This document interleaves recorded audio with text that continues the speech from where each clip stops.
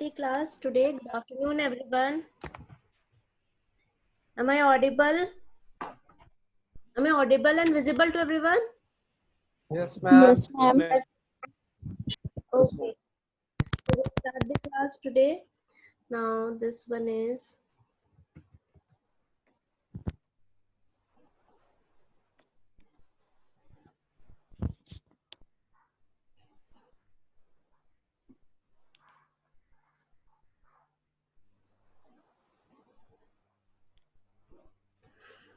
the screen shared to everyone. Can you see the screen? Yes, ma'am. Yes, ma'am. Yes, can you see the screen, everyone? Now, this was the form that we studied yesterday. That in this one was the canonical simulation of the first form that we had studied in the yesterday's class. What is this actually? This is nothing but this diagram that we have drawn. We were given with one system function h of z in the terms of numerator and the denominator, and then we have drawn this particular diagram, and this diagram that we have drawn on the basis of this particular system function which was given to us, that is h of z is yz by xz. We had drawn this one, and this diagram, this is the diagram that we have drawn, is known as canonical simulation of the first form. Canonical simulation of the first form. This is the particular figure shown above is the canonical simulation of the first form, and the equation is the canonical representation of the first form. Now, as I've already said, first form, that means that definitely will be having another form also, that is the second form. So we'll move on to the second form of this canonical simulation. So we'll go to the second form and we'll see how it is. Now, the same question that we have done, h of z. This was the h of z. Here we have taken this h of z. Yes.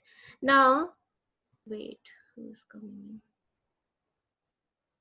in?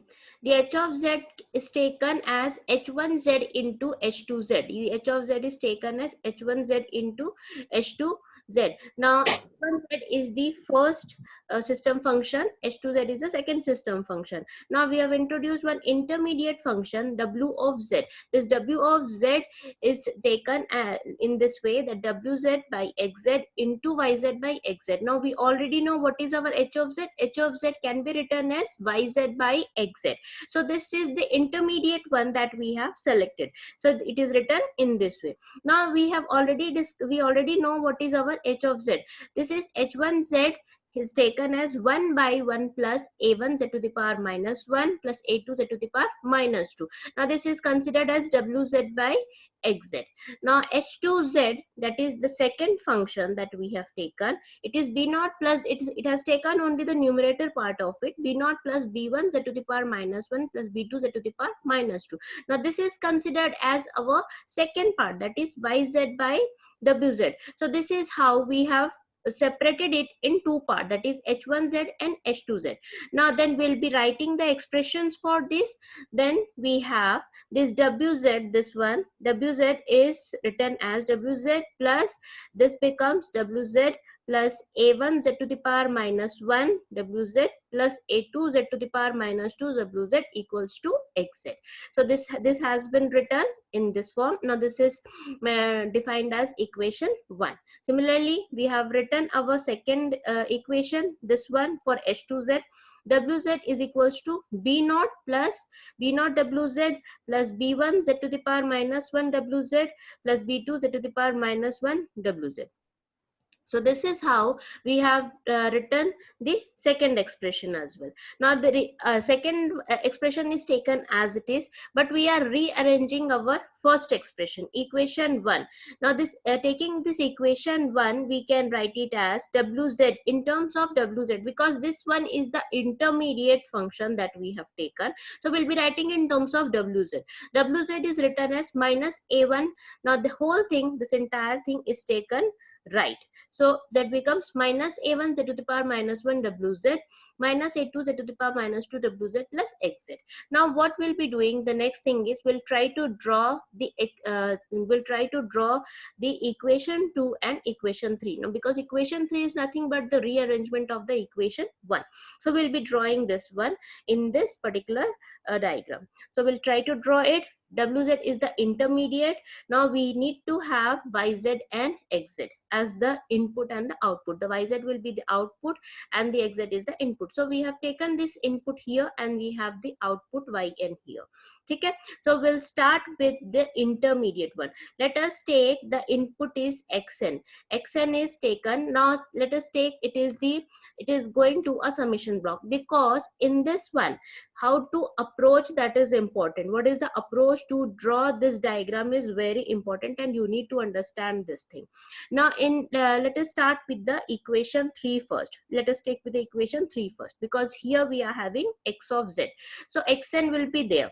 But what is wz? Wz is not only by xz, that is will be having the terms of wn as well.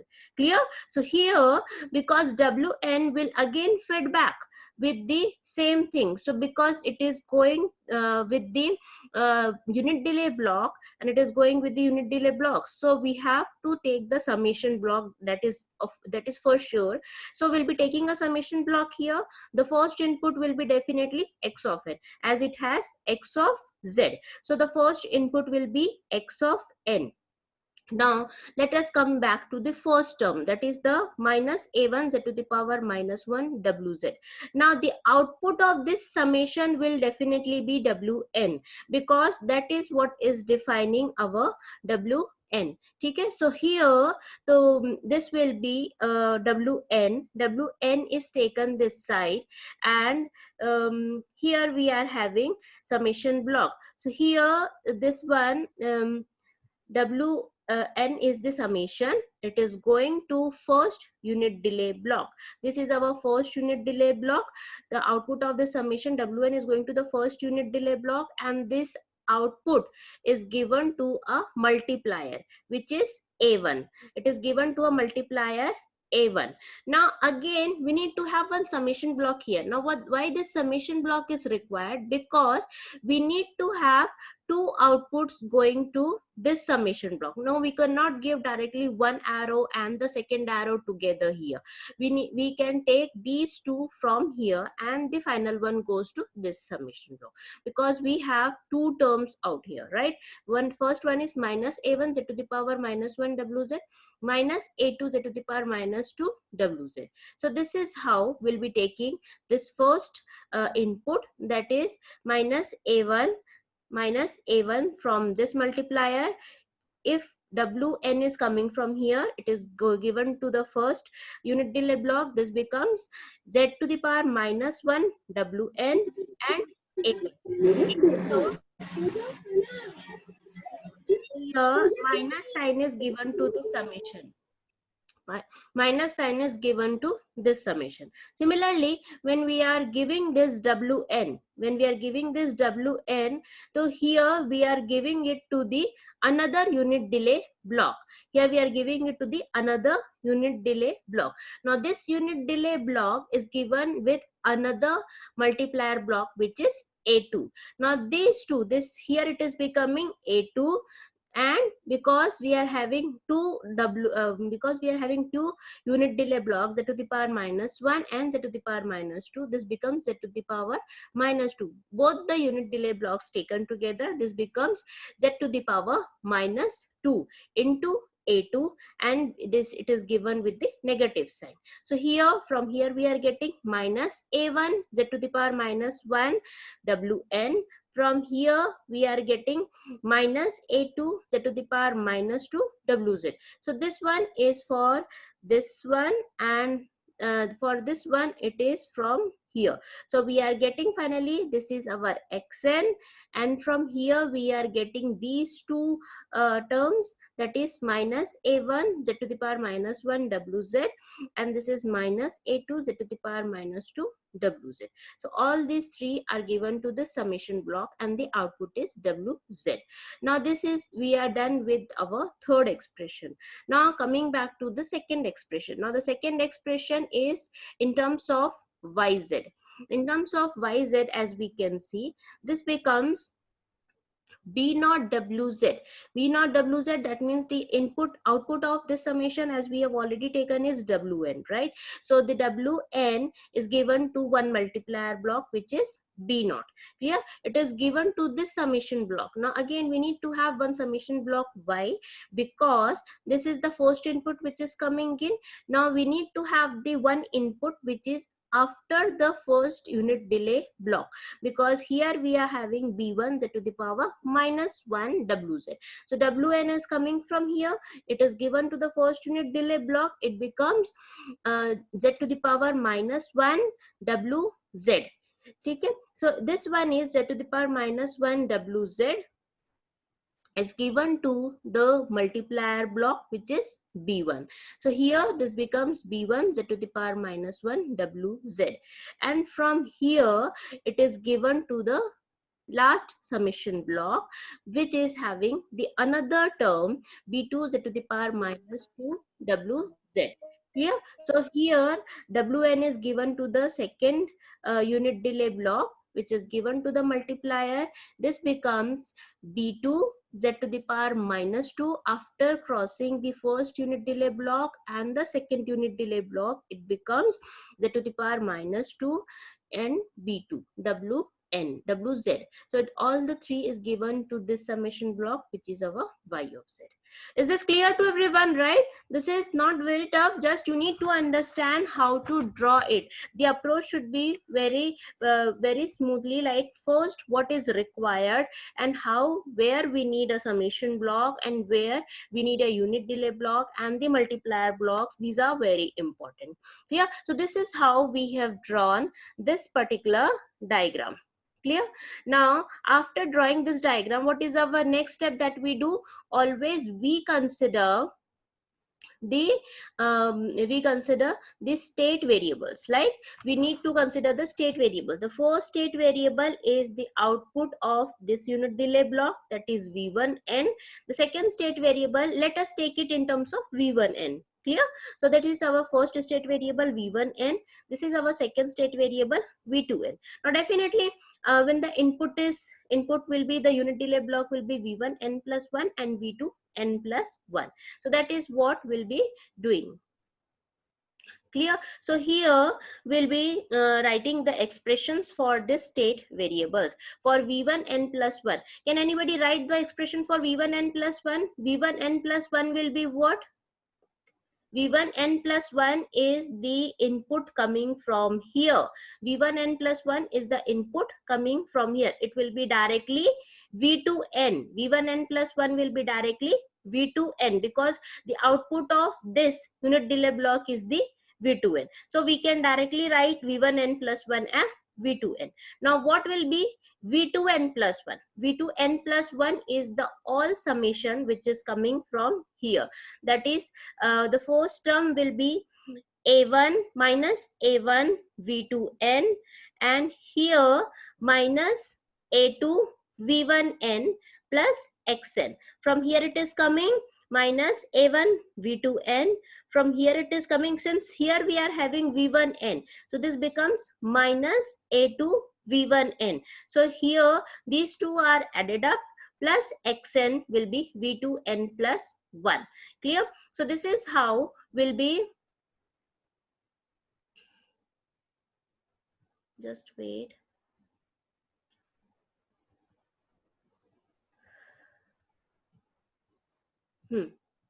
So this is how we'll be going to the expressions. So we can see, students, it is not very clear here. As I've said, I've made this thing very clear. V1n plus 1 is V2n, and V2n plus 1 is minus A2 V1n and minus A1 V2n plus xn. And similarly, we are having yn as well. Yn is what? Yn is the output of this summation. Yn is what? It is the output of this summation. And what is the output which is coming from here? That is, here it is b naught. B naught is what? It is the V2n plus 1, and here it is b1. B1 is nothing but V2n, and here it is b2. B2 is what? It is b2 with V1n. So we can write y1n. Y1n is y of n is b2 V1n plus b2 V2n plus b2 xn. So this is how we have written our v1n plus 1, v2n plus 1 and yn. And now similarly we can write it in the matrix form. V of n plus 1 with the elements of vn plus this particular values of xn and then yn. We'll be getting this as a matrix form. So when we are giving it to the matrix form, we can directly have this equation. Now this particular figure is known as the canonical simulation of the second form. This figure is known as canonical simulation of the second form. That whatever we have drawn right now, canonical simulation of the second form, and the equation that we have got is the canonical state representation of the second form. Now this is very easy. I'm not going to again and again explain this thing, how to write it in matrix form, since we have already written this expression. Writing this expression is very important, and this drawing is very important. After that, how to write it in matrix form, it is very simple, so that we can easily write it. That is, this is v of n plus 1 will be v1. Here will be having will be having 0 v of n, matlab 0. We don't have v1n here, and we'll be having just v2n. So this is 0 v1n 1 v2n. So this is how we'll be having. And in the second case, v2n plus 1 will be minus a2 v1n and minus a1 v2n. So that is how we'll be having this matrix form. Now here, as in the first case, v1n plus 1, we didn't have x of n, that is 0, and v2n plus 1 we had just xn, so it will be 1. Clear? Similarly, in the case of yn also, we can write it down. So this is the canonical simulation of the second form, as we have written in the second form. Now coming back to the other part of it, that is the simulation of the second form. Now coming to the next question. This is how we are having the next question.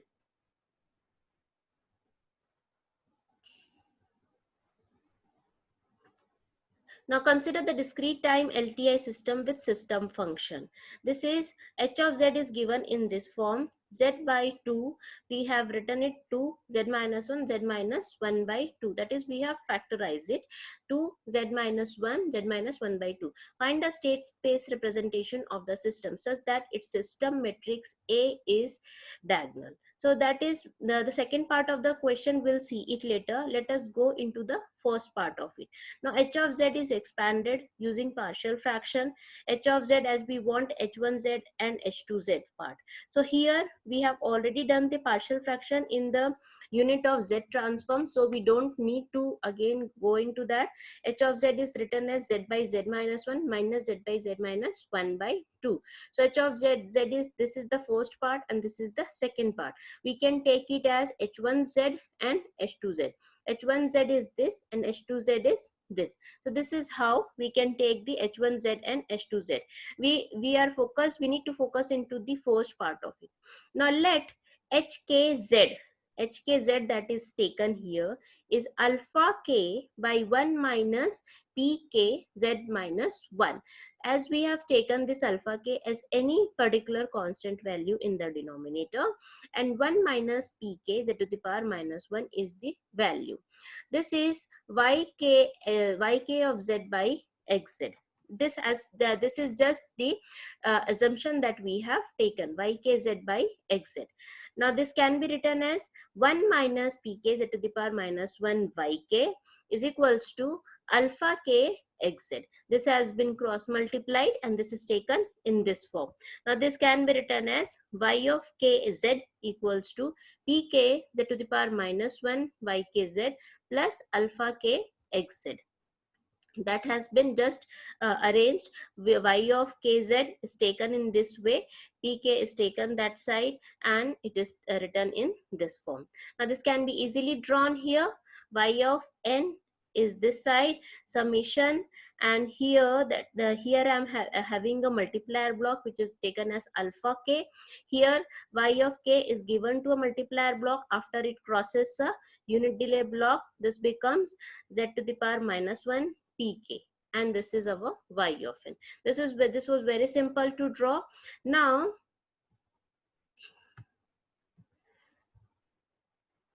as we have drawn this question, wait.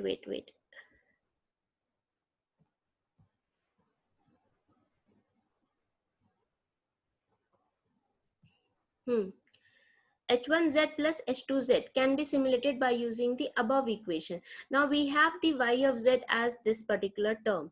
Now here we have the values of alpha and alpha 1 and p1, alpha 2 and p2. So we can easily draw and we can evaluate this equation. Now what is our h of z? It is h1z plus h2z, and here I've taken YKZ as we have solved it here earlier, so that is directly taken. So I can just put the values of alpha and p for alpha 1 and alpha 2 and p2. This is alpha 2 and p2 are missing here, as we know what are the alpha 2s and p2 values. Alpha 1 p1 is this one and alpha 2 p2 is this one. As we have drawn, this is our first part. Alpha 1 was 1 and p1 was 1, as we have already mentioned in the case of h1. H1 is what? Alpha 1 was 1 and p1 was also 1 in the case of h1, and in the case of h2, alpha 1 was alpha 2 was minus 1, and this is and this one is just 1 by 2, that is p of 2 is 1 by 2. Since the minus sign is not considered here, as we have already taken in our general form as 1 minus pk, so that will be not considered. So alpha 2 will be 1 by 2, whereas p2 will be 1 by 2 and alpha 2 is taken as minus 1. So this is the general diagram that we have drawn for this particular form. So